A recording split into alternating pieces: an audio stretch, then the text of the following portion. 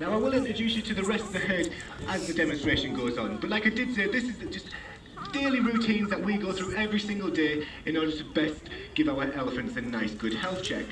Now in order to carry out these and look all over their bodies so we can do it trunk to tail, top to toe, to make sure that there's nothing anywhere that we are unaware of or there's any cuts or anything that could possibly, again, cause them harm or irritation. We have to make sure that we do this on a daily basis. So like I did say, Chandrika is 24 years old and she is the matriarch of the group. Now behind us, you've got the rest of our female herd. Just walking over to me there, that's Yuzin. Yuzin is 37 years old and she's actually the eldest elephant here at the park. She arrived in 2010 from Emmet Zoo in the Netherlands. Now that little tiny one coming up just behind Yuzin there, that's little baby Tali, and she will be 2 years old on the 24th of September, which coincides with our elephants with tusks. Now you may be thinking, why don't our females have tusks? I will actually go through that in a little bit. But Damini arrived with Chandrika and Raja in 97.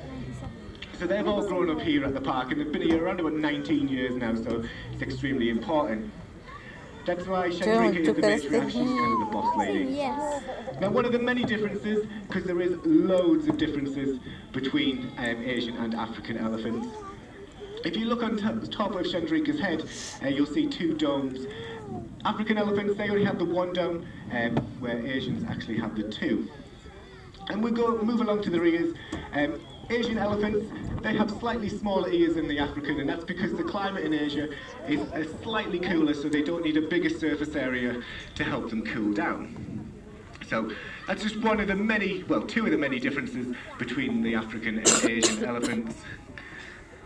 Now the question is she going to go in today?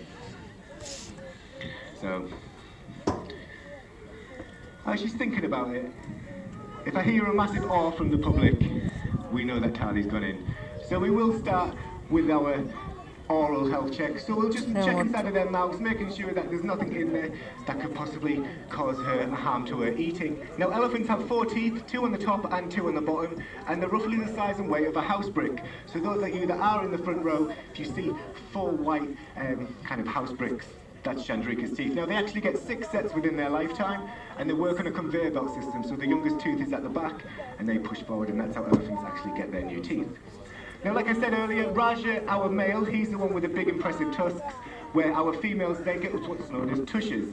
So they're just small pieces of ivory. If Damini does turn round on those people that are on the right hand side, you'll see a small piece of ivory sticking out of Damini. Chandrika's actually got 2, but they're tiny and tucked right up in there, and Yuzin's actually got none.